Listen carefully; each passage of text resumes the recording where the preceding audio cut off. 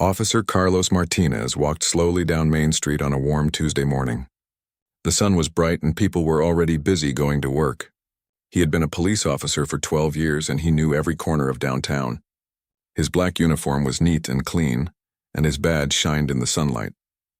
As he walked past the big glass windows of First National Bank, something caught his eye. There was a man sitting on the sidewalk right in front of the bank's main door. The man looked very dirty and poor. His clothes were old and torn and his gray hair was messy and long. He had a thick beard that looked like it had not been cut in months. The man sat on a piece of old cardboard. In front of him was a small paper cup with a few coins inside. He was asking people for money as they walked by. "Excuse me, do you have any spare change?" he said to each person who passed. His voice was soft and polite. Martinez stopped and watched for a few minutes. He saw how people reacted to the man. Some people walked faster when they saw him. Others looked scared or uncomfortable. A few people dropped coins into his cup, but most people ignored him completely. The bank was one of the most important buildings in the city. It was tall and made of white stone. Big windows showed the busy lobby inside where people in nice clothes were doing their banking. The difference between the rich bank and the poor man sitting outside was very clear. Martinez noticed that some bank customers were complaining to the security guard. He could see them pointing at the man and shaking their heads. The security guard looked worried but did not know what to do. The officer decided to walk over and talk to the man. As he got closer, he could see that the man's clothes were very dirty. His shoes had big holes in them, and his socks were showing through. His jacket was too big for him and had several tears. But there was something strange about the man's face. Even though he looked poor and dirty, his eyes were bright and intelligent. "Good morning, officer," the man said with a smile when he saw Martinez coming. His voice was calm and friendly, not scared like most homeless people when they saw police. "Good morning," Martinez replied. He looked down at the man sitting on the cardboard. "Sir, I need to talk to you about sitting here." The man nodded and kept smiling. "Of course, officer. What can I do for you?" Martinez was surprised by how polite the man was. Usually, when he had to deal with homeless people, they were either angry, scared, or too drunk to talk properly. This man seemed different. "Sir, you cannot sit here and ask for money. This is private property, and the bank customers are complaining. You need to move to a different place." The man looked up at the tall bank building and then back at Martinez. "I understand, officer. But I am not hurting anyone. I am just sitting here peacefully." "I know you are not causing trouble," Martinez said, "but this is still against the law. You are on private property without permission. That is called trespassing." The man picked up his small paper cup and counted the coins inside. There were only a few quarters and some pennies, maybe $2 in total. "Officer, I have nowhere else to go. I have been sitting here for 3 days and nobody has asked me to leave before." Martinez felt sorry for the man, but he had a job to do. "Sir, I am giving you a warning. You need to pack up your things and find somewhere else to go. There are shelters downtown that can help you." The man slowly stood up. He was taller than Martinez had expected, maybe 6 feet tall. Even though his clothes were dirty and torn, there was something about the way he carried himself that seemed different from other homeless people Martinez had met. "Officer, what is your name?" the man asked. "Officer Martinez. And what is your name, sir?" "My name is Robert Sterling," the man said. He held out his hand to shake Martinez's hand. His handshake was firm and confident. Martinez shook the man's hand but was confused. Most homeless people did not shake hands with police officers. They were usually too scared or angry. "Mr. Sterling, I really need you to move along now. If you do not leave, I will have to arrest you for trespassing." Robert Sterling looked at the bank again and then at all the people walking by on the busy street. He sat back down on his cardboard and picked up his cup. "I am sorry, Officer Martinez, but I cannot leave. This is where I need to be right now." Martinez sighed. He did not want to arrest the man, but he had no choice. The bank manager had come outside and was watching them. Several customers were also looking and waiting to see what would happen. "Mr. Sterling, I am asking you one more time. Please gather your things and leave this area." Robert Sterling shook his head slowly. "I cannot do that, officer. I know you are just doing your job, but I have to stay here." Martinez reached for his handcuffs. "Sir, you are under arrest for trespassing on private property. You have the right to remain silent. Anything you say can be used against you in court." As Martinez read him his rights, Robert Sterling remained calm and quiet. He did not fight or argue. He simply nodded and listened carefully to every word. "Do you understand these rights as I have explained them to you?" Martinez asked. "Yes, Officer Martinez. I understand completely." Martinez gently put the handcuffs on Robert Sterling's wrists. The man did not resist at all. He stood up quietly and left his cardboard and cup on the ground. "What about my things?" Robert Sterling asked, looking at the cardboard and the few coins. "Do not worry about that," Martinez said. "It is just trash." But Robert Sterling looked sad when he heard this. Those coins were going to buy me lunch today. Martinez felt bad about taking away the man's only money, but he had already arrested him. There was no going back now. As they walked toward Martinez's police car, Robert Sterling turned to look at the bank one more time. He stared at the building for a long moment, and Martinez thought he saw tears in the man's eyes. "Have you been in trouble with the law before, Mr. Sterling?" Martinez asked as he opened the car door. "No, officer. This is my first time being arrested." Martinez helped Robert Sterling into the back seat of the police car. As he closed the door, he noticed that several bank employees were watching from the windows. The bank manager looked relieved that the homeless man was finally being taken away. During the short drive to the police station, Robert Sterling sat quietly in the back seat. He did not complain or ask questions. He just looked out the window at the city passing by. Martinez looked at him in the rearview mirror. There was something strange about this homeless man that he could not figure out. Robert Sterling did not act like other people Martinez had arrested. He was too calm, too polite, and too intelligent.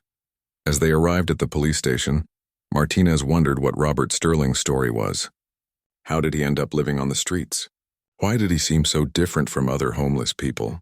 And why did he refuse to leave the bank when he knew he would be arrested? Martinez parked the car and got out to help Robert Sterling. As they walked toward the police station door, the homeless man turned to him and said, "Thank you for being kind to me, Officer Martinez. You are a good man." This made Martinez feel even more confused about who Robert Sterling really was. Inside the police station, Officer Martinez led Robert Sterling through the front doors. The building was busy with police officers, people filling out reports, and other arrestees being processed. The air conditioning felt cold after being outside in the warm sun. Martinez walked Robert Sterling to the booking desk where Sergeant Johnson was working. Sergeant Johnson was a big man with gray hair who had been working at the police station for 20 years. He had seen everything and was not easily surprised by anything. "What do we have here, Martinez?" Sergeant Johnson asked, looking up from his paperwork. "Trespassing at First National Bank," Martinez explained. "This is Robert Sterling. He was sitting outside the bank asking for money and refused to leave when I asked him to." Sergeant Johnson looked at Robert Sterling carefully. The homeless man stood quietly with his hands still cuffed behind his back. His dirty clothes and messy hair made him look like many other homeless people who came through the station. "All right, Mr. Sterling," Sergeant Johnson said. "We need to go through the booking process. This means we will take your picture, get your fingerprints, and ask you some questions." Robert Sterling nodded. "I understand, Sergeant. I will cooperate with everything you need to do." Johnson was surprised by how polite and well-spoken Robert Sterling was. Most homeless people who came through the station were either drunk, angry, or too confused to speak clearly. This man was different. Martinez removed the handcuffs from Robert Sterling's wrists. The homeless man rubbed his wrists gently, but did not complain about the handcuffs being tight. "Empty your pockets and put everything on the counter," Johnson instructed. Robert Sterling reached into his torn jacket pockets. He pulled out a small worn leather notebook that was brown and looked very old. The notebook was tied together with a piece of string because the cover was falling apart. "Is that all you have?" Johnson asked, looking at the single notebook. "Yes, Sergeant. That is everything I own." Johnson picked up the notebook and started to open it, but Robert Sterling quickly spoke up. "Please be careful with that," he said. "It is very important to me." Johnson looked at the notebook more closely. It was small, maybe 4 inches by 6 inches, and the leather was worn smooth from being handled many times. "What is in here?" "Just some notes and thoughts," Robert Sterling replied. "Personal things." Johnson opened the notebook carefully. Inside were pages of handwriting in black ink. The writing was very neat and organized. Johnson could see numbers, dates, and what looked like business notes. But he could not understand what most of it meant. "This looks like business writing," Johnson said. "Are you in business, Mr. Sterling?" Robert Sterling smiled slightly. "You could say that, Sergeant. I work in banking. Johnson and Martinez looked at each other. They both thought Robert Sterling was either joking or had mental problems. How could a homeless man work in banking? Where do you work in banking? Johnson asked. I work with numbers and money, Robert Sterling said. I help people with their financial needs. Martinez thought Robert Sterling might be talking about helping people count their change or something simple like that. Many homeless people had unusual ways of describing their odd jobs. Johnson continued with the booking process. What is your full name? Robert James Sterling. Date of birth? March 15, 1965. Johnson wrote down the information. Address? Robert Sterling was quiet for a moment. Then he said, 1247 Hillcrest Drive. Johnson stopped writing and looked up. Did you say 1247 Hillcrest Drive? Yes, that is correct. Johnson and Martinez knew that address. Hillcrest Drive was in the richest part of the city. The houses there cost millions of dollars. Only very wealthy people lived on that street. Mr. Sterling, Johnson said slowly, Hillcrest Drive is a very expensive neighborhood. Are you sure that is your address? Yes, I am sure, Robert Sterling replied calmly. Johnson wrote down the address but made a note that it was probably false. Homeless people often gave fake addresses because they were embarrassed about not having a home. Do you have any identification with you? Driver's license, social security card, anything? Robert Sterling shook his head. No, I do not have any identification with me. What about family? Is there someone we can call? No family, Robert Sterling said quietly. But there is someone you can call if necessary. Johnson continued asking questions. Have you ever been arrested before? No, this is my first time. Do you use drugs or alcohol? No, I do not. Do you have any medical conditions we should know about? Robert Sterling thought for a moment. I have been very sad lately. My doctor called it depression. Johnson nodded and wrote this down. Many homeless people had mental health problems. When was the last time you ate? Johnson asked. Yesterday morning, Robert Sterling replied. I had some bread that someone gave me. Martinez felt sorry for the man. He had not eaten in over 24 hours. We will get you some food after we finish here, Johnson said. Next, they took Robert Sterling to have his photograph taken. He stood against the white wall while the police photographer took pictures of his face from the front and from the side. Robert Sterling did not smile, but he looked directly at the camera with calm, intelligent eyes. Then they took his fingerprints. Johnson rolled each of Robert Sterling's fingers on the ink pad and then pressed them onto the fingerprint card. His hands were dirty, but Johnson noticed they were not rough like most homeless people's hands. They looked like hands that had not done hard physical work. After the fingerprinting was done, Johnson gave Robert Sterling a wet towel to clean his hands. Thank you, Robert Sterling said politely. Johnson had processed thousands of people over the years, but there was something unusual about Robert Sterling.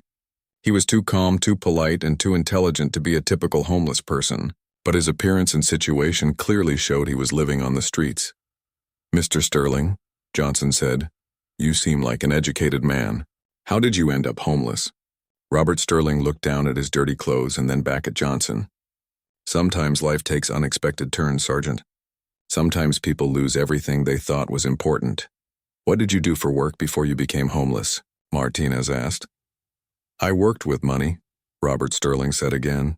I helped people make important financial decisions. Johnson thought Robert Sterling might have been a bank teller or someone who worked at a check cashing store before he lost his job.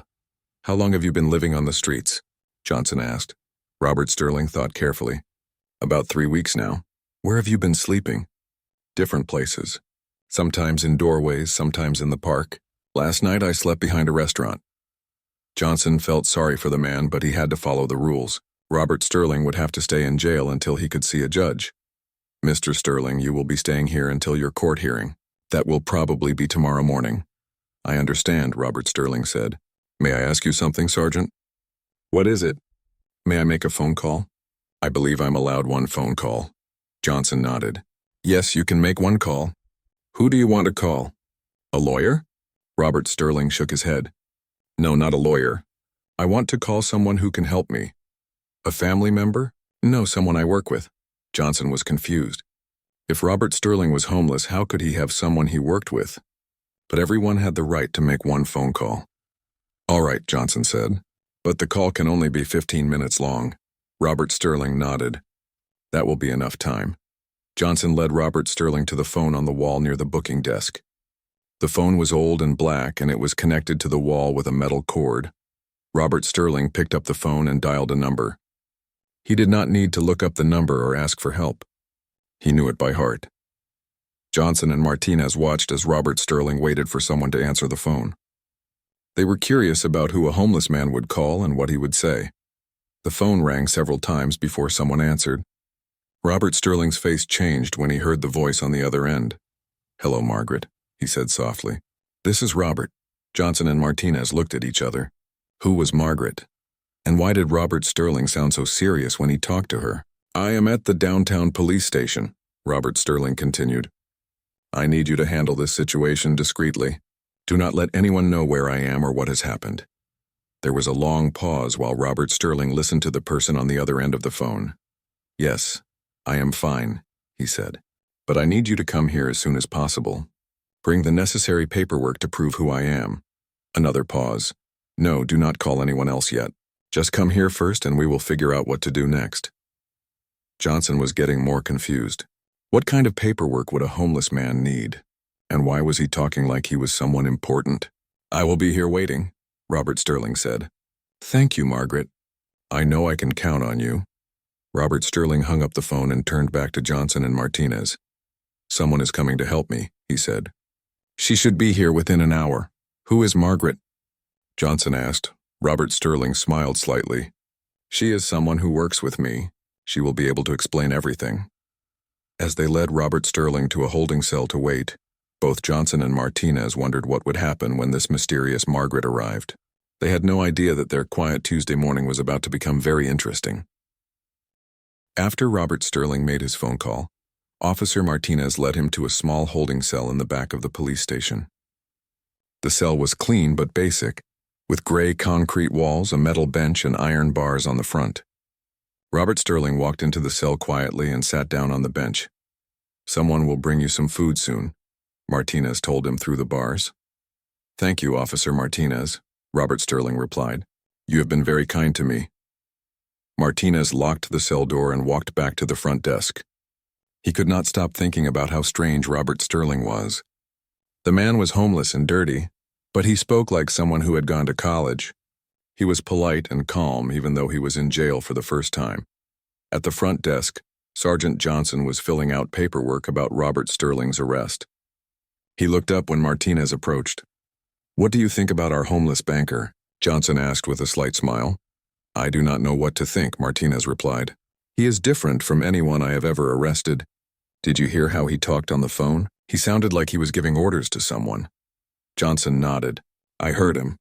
He told that Margaret person to bring paperwork to prove who he is." "What kind of paperwork would a homeless man have?" "Maybe he has some old documents from before he became homeless," Martinez suggested. "Birth certificate, old job records, something like that." "Maybe," Johnson said, but he did not sound convinced. About 30 minutes after Robert Sterling made his phone call, the main phone at the police station rang. Johnson answered it. "Downtown Police Station, Sergeant Johnson speaking." The voice on the other end was a woman who sounded very upset and worried. "This is Margaret Chen," the woman said quickly. "I need to speak with whoever is in charge immediately. This is about Robert Sterling." Johnson was surprised. "Are you the Margaret that Mr. Sterling called?" "Yes, I am." "Is he there? Is he safe?" "He is here and he is fine," Johnson said. "He was arrested for trespassing at First National Bank." There was a long silence on the phone. Then Margaret Chen spoke again and her voice sounded shocked. "Did you say First National Bank? He was arrested at his own bank?" Johnson was confused. "What do you mean, his own bank?" "Officer, I need to speak with your commanding officer right now. This is very important. There has been a terrible mistake." Johnson looked around the station. Captain Williams was in his office drinking coffee and reading reports. "Hold on one moment," Johnson told Margaret Chen. He put the phone on hold and walked to Captain Williams' office. Captain Williams was a serious man in his 50s who had been running the downtown police station for 10 years. He did not like to be interrupted unless it was something important. "Captain," Johnson said, knocking on the office door. There is a woman on the phone about the homeless man we arrested this morning. She says there has been a mistake. Captain Williams looked up from his reports. What kind of mistake? She says the man was arrested at his own bank. Captain Williams frowned. His own bank? What does that mean? I do not know, sir. But she sounds very upset and wants to talk to you. Captain Williams sighed and followed Johnson back to the front desk. He picked up the phone. This is Captain Williams. What is this about? Margaret Chen's voice was clear and professional now. Captain Williams, my name is Margaret Chen. I am the executive assistant to the CEO of First National Bank. The man you have arrested is Robert Sterling. He is the majority shareholder and chief executive officer of First National Bank. Captain Williams almost dropped the phone. I am sorry, can you repeat that? Robert Sterling is the CEO of First National Bank. He owns the bank where you arrested him for trespassing. Captain Williams looked at Johnson and Martinez, who were both listening to the conversation. They could not believe what they were hearing. Ma'am, there must be some mistake, Captain Williams said. The man we arrested is homeless. He was sitting outside the bank asking people for money. I know this is hard to believe, Margaret Chen said, but Robert Sterling has been missing for 3 weeks. We have been looking for him everywhere. The board of directors is very worried about him. Missing for 3 weeks? Captain Williams asked. Yes, he disappeared from his home 3 weeks ago. He left behind his wallet, his credit cards, his cell phone, and his identification. We have had private investigators looking for him. Captain Williams was having trouble understanding this. If this man is really the CEO of a bank, why was he living on the streets asking for money? Margaret Chen was quiet for a moment. Robert has been having some personal problems lately. His wife died 6 months ago, and he has been very sad since then. His doctor said he has depression. This made more sense to Captain Williams. He knew that people with mental health problems sometimes did strange things. Ma'am, if what you are saying is true, can you prove it? Yes, I can. I am bringing documentation with me to the police station. I should be there in about 20 minutes. I have photographs of Robert from board meetings, newspaper articles about him, and legal documents showing that he owns the bank. We will wait for you to arrive, Captain Williams said. Captain Williams, please understand that this situation must be handled very carefully. If word gets out that the CEO of First National Bank was arrested while living on the streets, it could cause serious problems for the bank and its customers. Captain Williams understood. Banks needed people to trust them with their money. If customers thought the bank's CEO was crazy, they might take their money somewhere else. We will be discreet, Captain Williams promised. Thank you. I will be there soon. Captain Williams hung up the phone and looked at Johnson and Martinez. All 3 men were quiet for a moment. Do you think she is telling the truth? Martinez asked. I do not know, Captain Williams replied. But we will find out soon enough. Johnson shook his head. If that homeless man is really a bank CEO, this is the strangest thing I've ever seen. Captain Williams went back to the holding cell to look at Robert Sterling again. The man was sitting quietly on the bench looking at his hands. When he saw Captain Williams, he stood up politely. Mr. Sterling, Captain Williams said, someone named Margaret Chen is coming to see you. Robert Sterling's face lit up with relief. Thank you, Captain. Margaret is a very good person. She will help you understand who I am. Mr. Sterling, she says you are the CEO of First National Bank. Is that true? Robert Sterling nodded. Yes, that is true. Then why were you sitting outside the bank asking for money? Robert Sterling was quiet for a long time. Then he said, Captain, sometimes people need to see the world from a different perspective. I have been learning things I never knew before. Captain Williams did not understand what Robert Sterling meant, but he could see that the man was intelligent and sincere. If you really are the CEO of that bank, why did you not tell Officer Martinez who you were when he arrested you? Robert Sterling smiled sadly. Would you have believed him if he had told you that a homeless man was really a bank CEO? Captain Williams had to admit that Robert Sterling was right. If Martinez had called the station and said he had arrested a homeless man who claimed to be a bank CEO, everyone would have thought the man was crazy. We will wait for Margaret Chen to arrive, Captain Williams said. Then we will figure out what to do. As Captain Williams walked back to his office, he thought about how strange this day was becoming. In all his years as a police officer, he had never arrested someone who turned out to be a millionaire. Martinez brought Robert Sterling a sandwich and a cup of coffee. The homeless man ate the food slowly and gratefully. Thank you for the food, Robert Sterling said. I was very hungry. Mr. Sterling, Martinez asked, if you really are rich, why did you choose to live on the streets? Robert Sterling looked out the small window in his cell. Officer Martinez, when you have everything you want, sometimes you forget about people who have nothing. I wanted to understand how they live. Martinez thought about this. He had never known anyone rich enough to choose to be homeless. Did you learn anything? Martinez asked. I learned that being poor is much harder than I ever imagined, Robert Sterling said. I learned that people treat you differently when you look homeless. I learned that simple things like food and a place to sleep become very important when you do not have them. Martinez was beginning to understand why Robert Sterling seemed so different from other homeless people. If he really was rich and educated, then he was not homeless because he had to be. He was homeless because he chose to be. As they waited for Margaret Chen to arrive, Martinez wondered what would happen next. If Robert Sterling really was the CEO of First National Bank, then this would be the most unusual arrest of Martinez's career. 25 minutes after Margaret Chen's phone call, a black car pulled up in front of the police station. Through the front windows, Officer Martinez watched as a woman in a dark blue business suit got out of the car. She was carrying a large leather briefcase and looked very professional. The woman walked quickly toward the police station entrance. She was Asian, probably in her 40s, with short black hair and glasses. Her clothes were expensive and everything about her appearance said she was successful and important. Margaret Chen pushed through the front doors of the police station and walked straight to the front desk where Sergeant Johnson was sitting. I am Margaret Chen, she said in a clear, strong voice. I called about Robert Sterling. Johnson stood up immediately. Yes, ma'am. Captain Williams is waiting for you. Captain Williams came out of his office when he heard Margaret Chen arrive. He walked over to meet her at the front desk. Ms. Chen, I am Captain Williams. Thank you for coming so quickly.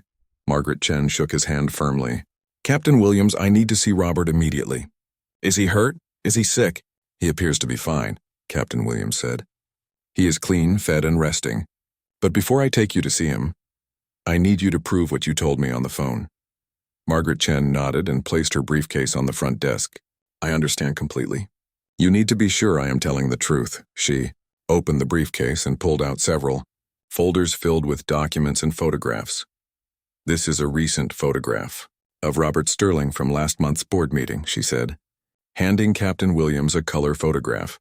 Captain Williams took the photograph and studied it carefully. The picture showed a man in an expensive dark suit standing in front of a conference table. The man had neat gray hair, was clean-shaven, and was smiling at the camera. He looked confident and successful. Captain Williams compared the photograph to his memory of the dirty homeless man in the holding cell.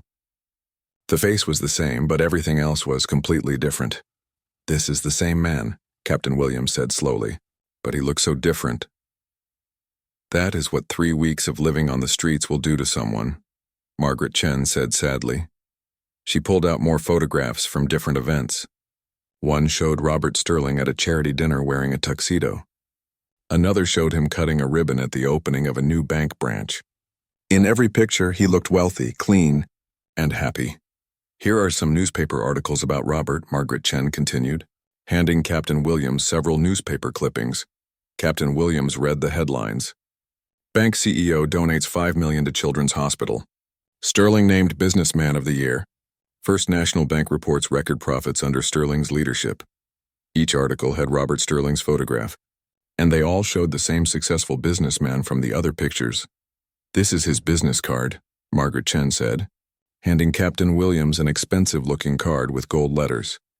The card read, Robert James Sterling, Chief Executive Officer, First National Bank. And this, Margaret Chen said, pulling out an official document, is the legal paperwork showing that Robert Sterling owns 65% of First National Bank stock. He is the majority owner. Captain Williams examined the legal document. It was filled with official seals and signatures, and it clearly stated that Robert Sterling owned most of the bank. Ms. Chen, Captain Williams said, this is incredible, but I have to ask you something. If Mr. Sterling is so important and wealthy, why has he been living on the streets for 3 weeks? Margaret Chen's professional expression changed to one of sadness. Captain Williams, Robert has been struggling with severe depression since his wife died 6 months ago. They were married for 25 years, and her death destroyed him emotionally. She sat down in a chair near the front desk and continued her explanation. Robert loved his wife more than anything in the world. When she died of cancer, he blamed himself for not being able to save her. Even though he had all the money in the world, he could not buy her health back. Captain Williams, Martinez, and Johnson listened carefully as Margaret Chen told them Robert Sterling's story. After the funeral, Robert became very quiet and sad. He stopped eating regularly, stopped sleeping well, and started talking about how unfair life was. He said he felt guilty for being rich when so many people were poor and suffering. Margaret Chen pulled out another document from her briefcase. This is a letter from Robert's doctor, Dr. Sarah Mitchell. She has been treating Robert for depression. The letter explains his mental condition and confirms that he has been having problems thinking clearly. Captain Williams read the doctor's letter. It explained that Robert Sterling had been diagnosed with severe depression and that his condition had been getting worse over the past few months. 3 weeks ago, Margaret Chen continued, Robert disappeared from his penthouse apartment. He left behind his wallet, his credit cards, his cell phone, and all of his identification. He also left behind a note. She pulled out a handwritten note and gave it to Captain Williams. The note said, I need to understand how the other half lives. I need to see the world from the bottom instead of the top. Do not look for me. I will come back when I am ready. Robert, we have had private investigators searching for him everywhere, Margaret Chen said. We checked hospitals, homeless shelters, and even the morgue. We never thought to check the jails. Martinez spoke up. Ms. Chen, when I arrested Mr. Sterling this morning, he was sitting right outside the bank asking people for money. Why would he choose to sit at his own bank? Margaret Chen shook her head. I think Robert's mind is not working normally right now. The depression has affected his thinking. Maybe he was drawn to the bank because it was familiar to him, even though he did not want to go inside. Captain Williams was beginning to understand the situation. So Mr. Sterling has been living on the streets by choice, but his choice was influenced by his mental illness. Exactly, Margaret Chen said. Robert is not homeless because he has no money. He is homeless because his depression made him think he needed to suffer like poor people suffer. Sergeant Johnson had been quiet during most of this conversation, but now he spoke up. Ms. Chen, if Mr. Sterling owns the bank, why did the security guard and bank manager let Officer Martinez arrest him? Did they not recognize their own boss? Margaret Chen sighed. Robert looks so different now that even people who work for him every day would not recognize him. Also, Robert has been missing for 3 weeks. The employees think he is on a business trip in Europe. She pulled out one more document from her briefcase. This is a memo I sent to all bank employees 2 weeks ago. It says that Mr. Sterling is taking a temporary leave of absence for personal reasons, and that all business decisions should go through the board of directors until he returns. Captain Williams read the memo. It was printed on official bank letterhead and was signed by Margaret Chen as executive assistant to the CEO. Ms. Chen, Captain Williams said, I believe you are telling the truth. But this is a very unusual situation. What do you want us to do? I want to take Robert home and get him the medical help he needs, Margaret Chen said. But first I need to see him and make sure he is ready to come back to reality. Captain Williams nodded. You can see him, but I want to be there too. I need to see how he reacts when he sees you. Margaret Chen agreed, and Captain Williams led her toward the holding cells in the back of the police station. Martinez and Johnson followed behind them. When they reached Robert Sterling's cell, they found him sitting quietly on the bench, staring at the wall. He looked up when he heard footsteps approaching. Hello, Margaret, he said softly when he saw her. Margaret Chen's eyes filled with tears when she saw how thin and dirty Robert Sterling had become. Robert, she said gently, we have been so worried about you. Everyone at the bank has been asking about you every day. Robert Sterling stood up and walked to the bars of his cell. How is the bank running without me? The bank is fine, Margaret Chen said. But we need you to come back. The board of directors is meeting tomorrow and they need to see that you are safe. Robert Sterling looked at Captain Williams, then at Martinez and Johnson. These officers have been very kind to me, he said. They treated me with respect even though I looked like a homeless person. Captain Williams stepped forward. Mr. Sterling, now that we know who you are free to go. The trespassing charges will be dropped. Robert Sterling nodded slowly. Thank you, Captain. But I want you to know that my time on the streets taught me important things about how poor people are treated. He looked directly at Martinez. Officer Martinez, you were professional and compassionate when you arrested me. You treated me like a human being, not like garbage. That means more to me than you will ever know. Martinez felt proud that he had treated Robert Sterling with respect, even when he thought the man was just another homeless person. As Captain Williams unlocked the cell door, he realized that this was the most unusual day of his entire career. He had just released a multimillionaire who had been voluntarily living on the streets. The real question now was what would happen to Robert Sterling when he returned to his life as a bank CEO. After Robert Sterling was released from his cell, Captain Williams led everyone to a private meeting room in the police station. The room had a long table with chairs around it and was used for important discussions. Margaret Chen sat next to Robert Sterling, while Captain Williams, Officer Martinez, and Sergeant Johnson sat across from them. Robert Sterling looked very different sitting in the clean room under the bright lights. His dirty clothes and messy hair made him seem out of place, like he did not belong in a business meeting. "Mr. Sterling," Captain Williams said, "before you leave with Ms. Chen, I would like to understand what happened to you over the past 3 weeks. Can you tell us about your time on the streets?" Robert Sterling was quiet for a moment, looking down at his hands. Then he looked up and began to speak. "Captain Williams, 3 weeks ago I was sitting in my office on the top floor of the bank building. I was looking down at the street through my big window, and I saw homeless people walking by. I realized that I had never really noticed them before." He paused, and Margaret Chen reached over to hold his hand gently. "That night, I went home to my empty apartment and I felt terrible. My wife was gone and I had more money than I could ever spend, but I was not happy. I started thinking about all the poor people in the city who did not have enough money for food or shelter." Robert Sterling's voice became softer as he continued his story. "I could not sleep that night. I kept thinking about the homeless woman I saw digging through a garbage can looking for food. I kept thinking about the man I saw sleeping in a doorway in the cold. I realized that I lived in a completely different world from these people."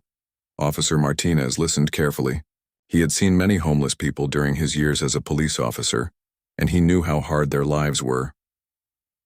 "The next morning," Robert Sterling continued, "I made a decision. I decided that I needed to understand what it was like to have nothing. I needed to know how poor people really lived." Margaret Chen spoke up. "Robert, I tried to talk you out of this idea. I told you it was dangerous and that you were not thinking clearly because of your depression." Robert Sterling nodded. "Margaret was right to be worried, but I felt like I had to do this. I felt like I had been living in a bubble, surrounded by luxury and comfort, while people were suffering just a few blocks away from my office." Captain Williams was beginning to understand Robert Sterling's thinking, even though it seemed strange. "So you decided to leave your comfortable life and live on the streets?" "Yes," Robert Sterling said. "I left my apartment one night with only the clothes I was wearing. I left behind my wallet, my credit cards, my phone, and my identification. I wanted to experience what it was like to have no money and no help." Sergeant Johnson shook his head. "Mr. Sterling, that was very dangerous. You could have been hurt or killed." "I know," Robert Sterling replied, "but I felt like I needed to take that risk. I needed to see if I could survive the way homeless people have to survive every day." Margaret Chen pulled out a tissue and wiped her eyes. "Robert, do you know how worried we all were? The entire bank was in crisis because no one knew where you were." Robert Sterling looked ashamed. "I am sorry, Margaret. I know I caused problems for everyone, but I learned things that I never could have learned any other way." "What did you learn?" Martinez asked. He was genuinely curious about what a rich man would discover by living on the streets. Robert Sterling thought carefully before answering. "I learned that being homeless is much harder than I ever imagined. When you have no money, simple things become impossible. You cannot buy food when you are hungry. You cannot find a warm place to sleep when you are cold. You cannot clean yourself when you are dirty." He looked directly at Martinez as he continued. "I also learned how differently people treat you when you look poor. When I wore expensive suits, people were always polite to me. Store clerks smiled at me. Restaurant owners welcomed me. But when I looked homeless, the same people treated me like I was invisible or dangerous." Margaret Chen nodded sadly. Robert always treated everyone with respect even before this experience. But now he understands discrimination in a way he never did before. Robert Sterling continued his explanation.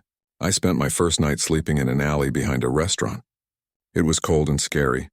I had never been so uncomfortable in my life.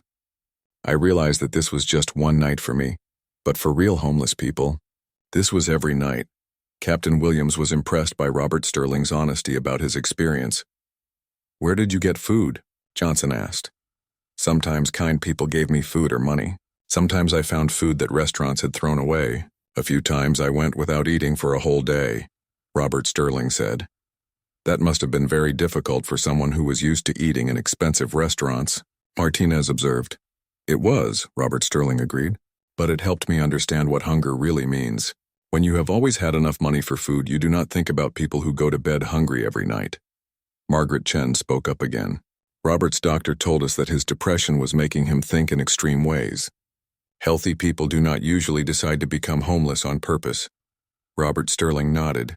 "Margaret is right. My thinking was affected by my sadness about my wife's death. But even though my decision was influenced by depression, the things I learned were real and important." Captain Williams leaned forward. "Mr. Sterling, what made you choose to sit outside your own bank?" "That seems like a strange choice." Robert Sterling smiled slightly. "I think part of me was drawn to the bank because it was familiar. Even though I did not want to go inside and return to my old life, being near the bank made me feel less completely lost." "But you must have known that someone from the bank might recognize you," Martinez said. "I think I hoped that would happen," Robert Sterling admitted. "After 3 weeks on the streets, I was starting to realize that I could not live that way forever. I was getting sick and weak from not eating enough." Margaret Chen reached into her briefcase and pulled out some photographs. "These pictures were taken by our security cameras yesterday," she said, showing them to Captain Williams. "They show Robert sitting outside the bank for several hours before Officer Martinez arrested him. The photographs clearly showed Robert Sterling in his dirty clothes, sitting on the sidewalk with his cup for collecting money. In the pictures, he looked thin and tired. "Robert," Margaret Chen said gently, "you lost 15 pounds during your 3 weeks on the streets. Dr. Mitchell is very worried about your health." Robert Sterling looked down at his clothes. "I know I look terrible. Living on the streets is very hard on the body as well as the mind." Captain Williams had one more important question. "Mr. Sterling, now that you have had this experience, what do you plan to do? Are you ready to return to your normal life?" Robert Sterling was quiet for a long time before answering. "Captain Williams, I cannot just go back to my old life and pretend that nothing has changed. The things I learned on the streets have changed me permanently. I now understand problems that I never knew existed." He looked around the room at all the people who had been listening to his story. "I want to use my position as a bank CEO to help homeless people and poor families. I want to create programs that will give people real opportunities to improve their lives." Margaret Chen smiled for the first time since arriving at the police station. "Robert, the board of directors will be very interested to hear about your new ideas. But first," she continued, "you need to get cleaned up, see your doctor, and get your health back. You cannot help anyone if you are sick yourself." Robert Sterling agreed. "You are right, Margaret. I need to take care of myself before I can take care of others." As the meeting ended, Officer Martinez felt like he had learned something important too. He had always tried to treat homeless people with respect, but now he understood even better how difficult their lives were. Captain Williams stood up and shook Robert Sterling's hand. "Mr. Sterling, I hope you will remember the officers here who treated you well during your arrest. I will never forget the kindness that Officer Martinez and Sergeant Johnson showed me," Robert Sterling said. "They treated me like a human being when I looked like I had no value at all." As Robert Sterling prepared to leave the police station with Margaret Chen, everyone in the room knew that this had been an extraordinary day. None of them would ever forget the homeless man who turned out to be a millionaire. After Margaret Chen and Robert Sterling left the police station, Officer Martinez could not stop thinking about what had happened. He had never imagined that a homeless person could actually be a millionaire. As he continued his patrol that afternoon, he kept wondering what would happen to Robert Sterling in the bank. Meanwhile, Margaret Chen drove Robert Sterling to a nearby hotel instead of taking him directly home. She knew he needed to get cleaned up before anyone else saw him. "Robert," she said as they sat in her car outside the hotel, "I need to explain to you what has been happening at the bank while you were gone." Robert Sterling nodded. "I know my disappearance must have caused problems." Margaret Chen pulled out a folder from her briefcase. Robert, the situation is much more serious than you might think. Your absence has created a crisis that could destroy the bank. She opened the folder and showed him newspaper headlines from the past week. The headlines read, First National Bank CEO missing. Bank stock prices fall. Customers worried about bank's future. Robert Sterling read the headlines with shock. How did the newspapers find out I was missing? Someone leaked the information 3 days ago, Margaret Chen explained. We think it was someone from the board of directors who was angry that we were keeping your disappearance secret. She showed him more documents. Look at these stock price charts. First National Bank's stock has lost 30% of its value in the past 3 days. Customers are taking their money out of the bank because they are scared. Robert Sterling studied the charts carefully. He could see that the bank's stock price had been falling rapidly. How much money have customers withdrawn? He asked. Over $50 million in the past week, Margaret Chen said, and the withdrawals are getting bigger every day. If this continues, the bank could collapse within a month. Robert Sterling put his head in his hands. I never thought my personal problems would hurt the bank and its customers. Margaret Chen continued explaining the crisis. The board of directors is meeting tomorrow morning at 9 o'clock. They called an emergency meeting to discuss what to do about your absence. What are they planning to do? Some board members want to fire you and hire a new CEO immediately. They think that is the only way to restore confidence in the bank. Robert Sterling was quiet for a moment. Maybe they are right. Maybe the bank would be better off without me. No, Robert, Margaret Chen said firmly. The bank needs you. But you have to show up tomorrow and prove that you are ready to lead again. She pulled out another document. This is a list of all the problems that have built up while you were gone. The bank has important decisions to make about new loans, expansion plans, and regulatory compliance. Robert Sterling read through the list. There were dozens of issues that required the CEO's approval. I had no idea that so many things needed my attention, he said. Robert, you are not just the owner of the bank. You are also the person who makes the final decisions about everything important. Without you, the bank cannot function properly. Margaret Chen explained more about the bank's situation. Your assistant managers have been trying to handle everything, but they do not have the authority to make major decisions. Some important business deals have been delayed because customers want to talk directly to the CEO. She showed him a list of phone calls and emails that had come in for him. The mayor wants to discuss a loan for a new city project. The State Banking Commission wants to meet with you about new regulations. 3 major companies want to discuss moving their accounts to our bank. Robert Sterling realized that his absence was affecting much more than just the bank's stock price. What about our employees? He asked. How are they handling the situation? The employees are very worried, Margaret Chen said. Many of them have worked at the bank for years, and they are afraid they will lose their jobs if the bank fails. She pulled out a letter from the employee union. The bank employees wrote this letter asking for information about your whereabouts and the bank's future. They are scared and confused. Robert Sterling read the letter. The employees wrote that they respected him as a boss and were worried about his safety. They also wrote that they needed to know if their jobs were secure. Margaret, Robert Sterling said, I need to apologize to everyone. I was so focused on my own problems that I forgot about my responsibilities to other people. Margaret Chen nodded. Robert, your depression made you think in ways that were not normal for you. But now you need to focus on fixing the problems your absence created. She showed him one more document. This is a report from our accounting department. It shows exactly how much money the bank has lost because of the falling stock prices and customer withdrawals. The numbers were shocking. The bank had lost over $100 million in value in just 3 weeks. If this continues, Margaret Chen said, the bank will not have enough money to meet its obligations to customers. That could force us to close permanently. Robert Sterling understood the seriousness of the situation. What do I need to do to fix this? First, you need to get cleaned up and see your doctor. Then you need to appear at tomorrow's board meeting and convince the directors that you are ready to lead the bank again. Margaret Chen paused before continuing. Robert, the board members are going to ask you difficult questions about your mental health and your ability to do your job. You need to be prepared to answer them honestly. What if they decide to fire me anyway?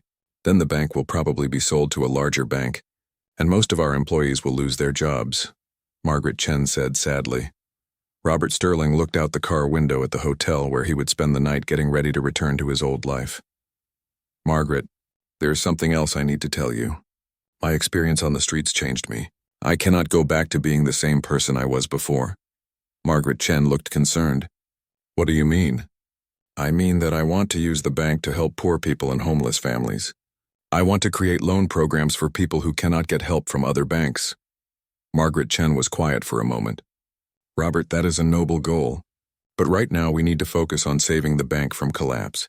We can talk about helping poor people after we solve the current crisis.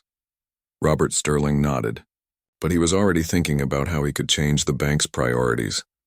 One more thing, Margaret, he said.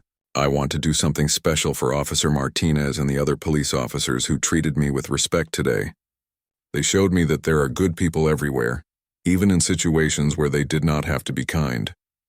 Margaret Chen smiled. That sounds like something the old Robert would do. It gives me hope that you are ready to be our CEO again. As they walked into the hotel, Margaret Chen was cautiously optimistic.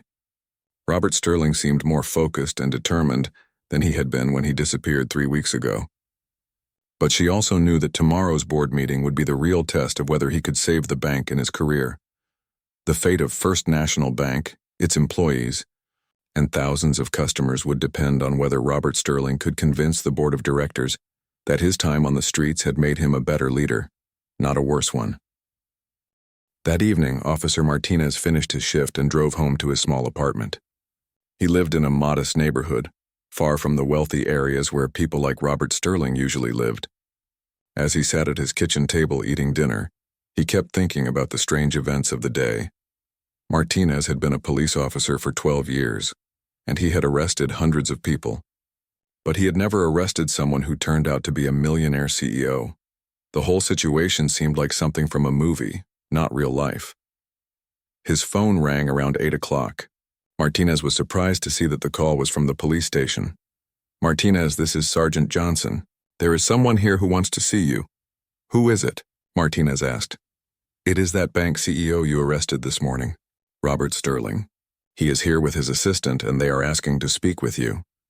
Martinez was confused. Why would he want to see me? I do not know, but he says it is important. Can you come back to the station? Martinez was curious, so he agreed to return to the police station. When he arrived, he found Robert Sterling waiting in the lobby. But this Robert Sterling looked completely different from the homeless man he had arrested that morning. Robert Sterling had showered, shaved, and gotten a haircut. He was wearing a clean, expensive gray suit with a white shirt and blue tie. His shoes were polished and looked new. He looked exactly like the successful businessman in the photographs Margaret Chen had shown them. Officer Martinez, Robert Sterling said, standing up and extending his hand. Thank you for coming back to meet with me. Martinez shook his hand, still amazed by the transformation. Mr. Sterling, you look very different than you did this morning. Robert Sterling smiled. Yes, a shower and clean clothes can make a big difference. But I want you to know that I am the same person you treated with kindness and respect this morning. Margaret Chen was sitting nearby with her briefcase. She nodded politely to Martinez.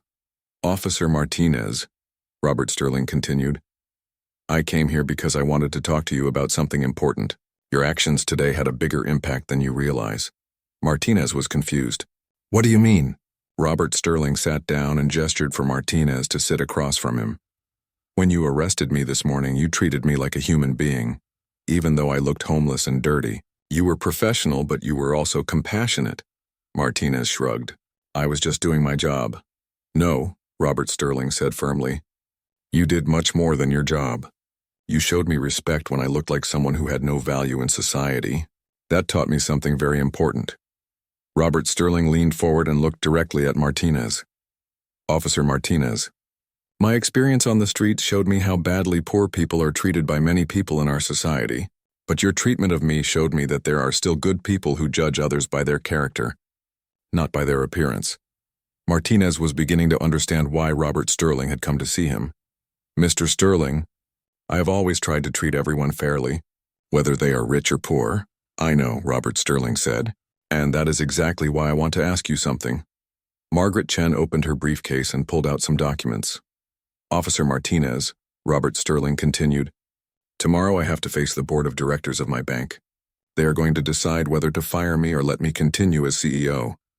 What does that have to do with me? Martinez asked. I want you to come to the board meeting with me, Robert Sterling said. I want you to tell the board members how you treated me today, and I want you to hear what I plan to do with the bank in the future. Martinez was surprised. Why would the board of directors want to hear from a police officer? Robert Sterling smiled. Because you represent something important. You represent the kind of person I want the bank to serve better. Margaret Chen handed Martinez a document. This is an invitation to attend tomorrow's board meeting as a special guest, she said.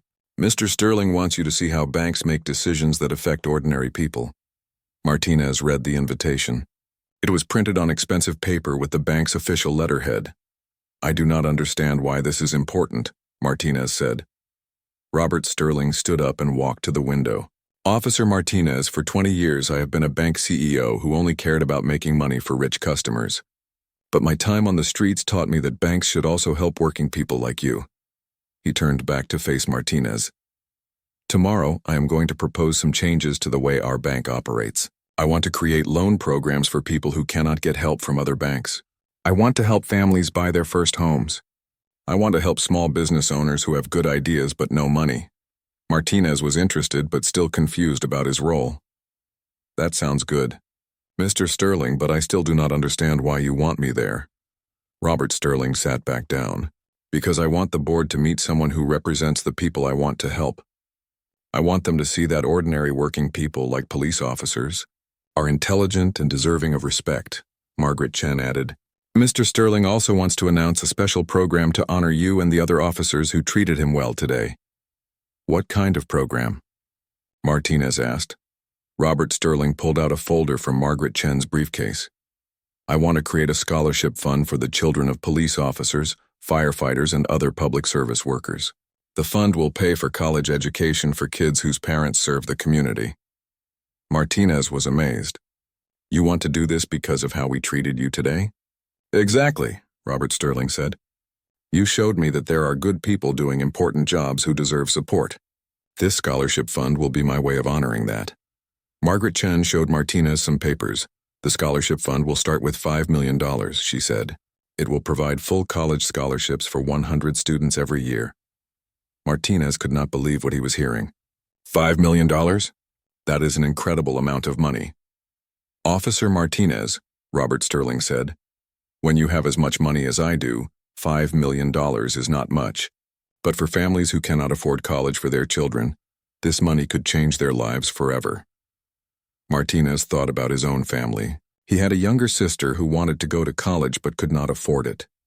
Mr. Sterling, this is very generous, but I am not sure I should be involved in your business meeting. Robert Sterling leaned forward again. Officer Martinez, I need you to understand something. Tomorrow's meeting is not just about business. It is about what kind of bank we want to be in the future. What do you mean? Some of the board members only care about making profits. They think banks should only serve rich customers, because rich customers are more profitable. Robert Sterling paused before continuing. But I now believe that banks have a responsibility to help all people in the community, not just rich people. I want you at the meeting to represent the working families that I want to serve. Margaret Chen added, Mr. Sterling also thinks that your presence will help. The board members understand that his experience on the streets taught him valuable lessons about leadership. Martinez was beginning to see the bigger picture. You want me there to show that your time as a homeless person was not just a mental breakdown, but a learning experience. Exactly, Robert Sterling said.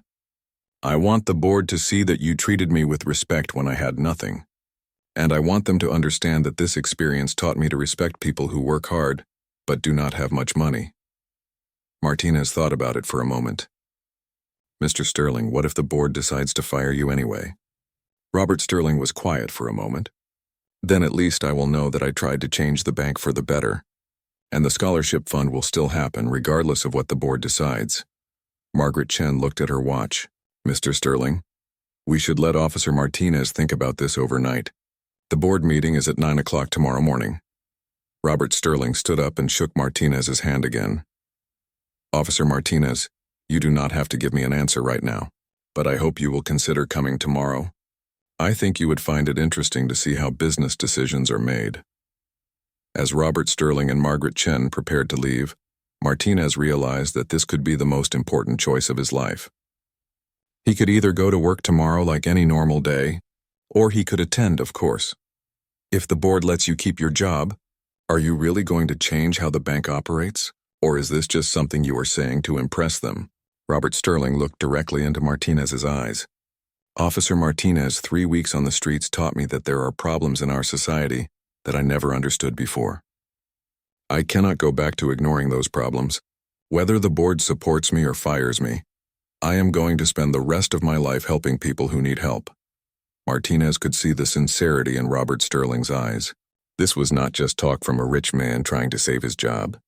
This was a promise from someone who had learned important lessons about life. As Martinez drove home that night, he thought about the choice he had to make. He could play it safe and go to work tomorrow like any other day. Or he could take a chance and attend a meeting that might help create opportunities for working families like his own. The next morning, Officer Martinez woke up early and thought carefully about Robert Sterling's invitation. After breakfast, he called his supervisor and requested permission to attend the bank board meeting. His supervisor was curious but agreed to let Martinez take a few hours off duty. At 8:30 in the morning, Martinez arrived at the First National Bank building. The building was 40 stories tall and made of glass and steel. He had walked past it many times during his patrol, but he had never been inside. Margaret Chen met Martinez in the lobby and escorted him to the top floor. The elevator was fast and quiet, and within seconds they were at the executive level of the bank. The board meeting will be in the main conference room, Margaret Chen explained, as they walked down a hallway with expensive artwork on the walls. There will be 12 board members, plus Mr. Sterling and a few other bank executives. They stopped outside a large wooden door with a gold nameplate that read, Board of Directors Conference Room. Officer Martinez, Margaret Chen said, I want you to know that what happens in this meeting could determine the future of this bank and thousands of jobs. Martinez felt nervous about being in such an important meeting, but he was also curious to see how wealthy business people made decisions. Margaret Chen opened the door, and they entered a large room with a long wooden table surrounded by leather chairs. The room had floor-to-ceiling windows with a view of the entire city. Around the table sat 11 men and women in expensive business suits. At the head of the table sat Robert Sterling, looking confident and professional in his dark blue suit. When he saw Martinez enter, he stood up and smiled. Ladies and gentlemen, Robert Sterling announced to the board members, I would like you to meet Officer Carlos Martinez of the Downtown Police Department. The board members looked confused about why a police officer was attending their meeting. Robert Sterling gestured for Martinez to sit in a chair near the table. Officer Martinez played an important role in helping me return to the bank, and I have invited him here as my guest. An older woman with gray hair spoke up. Robert, we are here to discuss serious business matters. Why is a police officer present? Robert Sterling remained standing. Mrs. Patterson, Officer Martinez is here because he represents the kind of people I want our bank to serve better in the future. A man in his 60s with a stern expression interrupted. Robert, before we discuss the future, we need to address your disappearance. Your absence has cost this bank over $100 million in value. Robert Sterling nodded. You are absolutely right, Mr. Davidson. My disappearance was irresponsible, and I apologize to everyone for the problems it caused.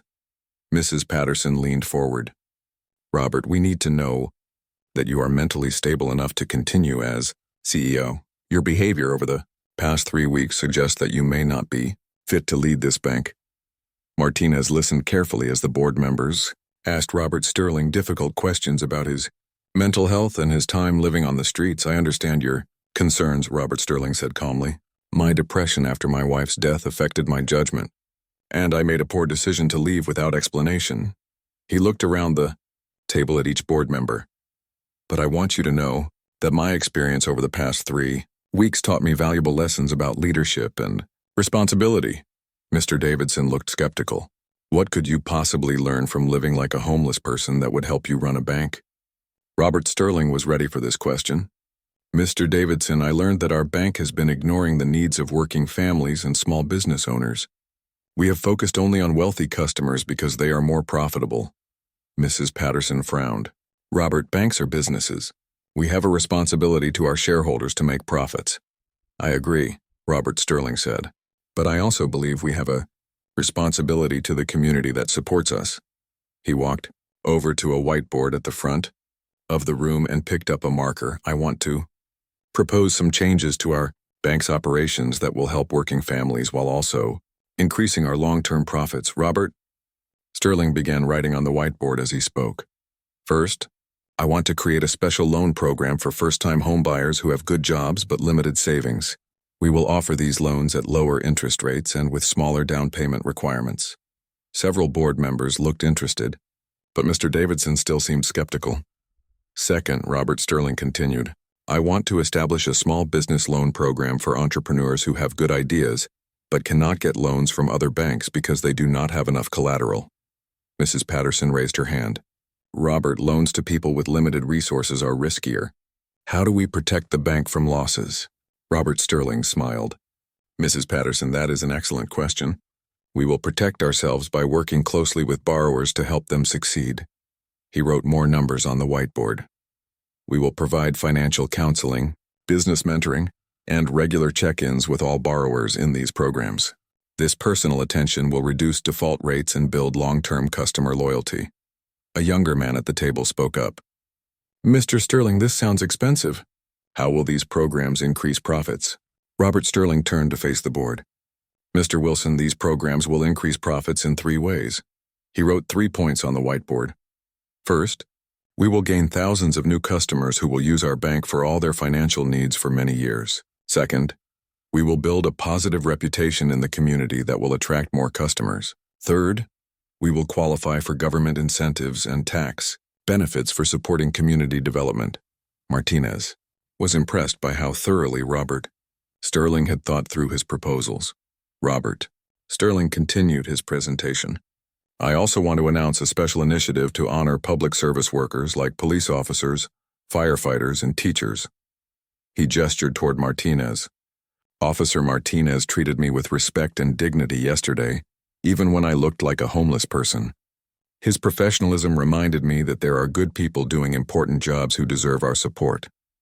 Mrs. Patterson looked at Martinez with new interest. Officer Martinez, what did you think of Mr. Sterling when you arrested him yesterday? Martinez stood up, feeling nervous about speaking to such an important group. Ma'am, Mr. Sterling was polite and cooperative, even though he was being arrested. He treated me with respect and I tried to treat him the same way. Did you have any idea he was wealthy? Mr. Davidson asked. No, sir, Martinez replied. He looked like any other homeless person. But there was something different about him. He seemed intelligent and educated. Robert Sterling smiled at Martinez's answer. Ladies and gentlemen, Officer Martinez's treatment of me yesterday showed me that there are people in our community who judge others by their character, not by their appearance or wealth. He turned back to the whiteboard. That is why I want to create a scholarship fund for the children of public service workers, Robert Sterling wrote, Sterling Public Service Scholarship Fund, $5 million on the EU whiteboard.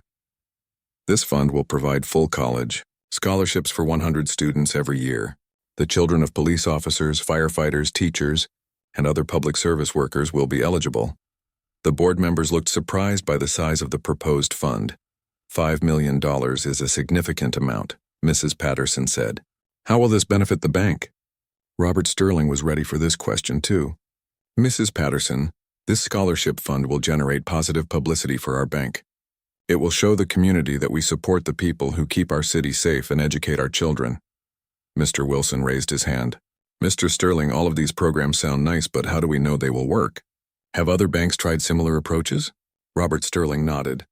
Mr. Wilson, several community banks around the country have implemented similar programs with great success. I have research data showing increased customer satisfaction and profitability. Margaret Chen stood up and distributed folders to each board member. These folders contain detailed financial projections for all of Mr. Sterling's proposed programs. The board members spent several minutes reviewing the documents. Martinez could see that the numbers showed the programs would be profitable over time. Mr. Davidson looked up from his folder. Robert, these projections look reasonable, but we are still concerned about your mental health. How do we know you will not disappear again? Robert Sterling sat down at the table and looked directly at Mr. Davidson. Mr. Davidson, I have already scheduled regular appointments with Dr. Mitchell to continue treatment for my depression. I will also work with Margaret to ensure that I never again make important decisions without consulting the board. Mrs. Patterson spoke up. Robert, we appreciate your honesty about your mental health, but the board needs assurance that you are committed to staying and leading this bank. Robert Sterling stood up again and walked to the window overlooking the city. Mrs. Patterson, 3 weeks ago I thought my life had no purpose after my wife died. I felt guilty about being wealthy while other people suffered. He turned back to face the board. But my experience on the streets taught me that I can use my wealth and position to make a real difference in people's lives. I now have a clear purpose and mission for this bank.